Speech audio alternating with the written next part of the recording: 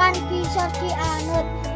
Tanpa bapak ibu, aku ora bisa lahir ing dunia iki.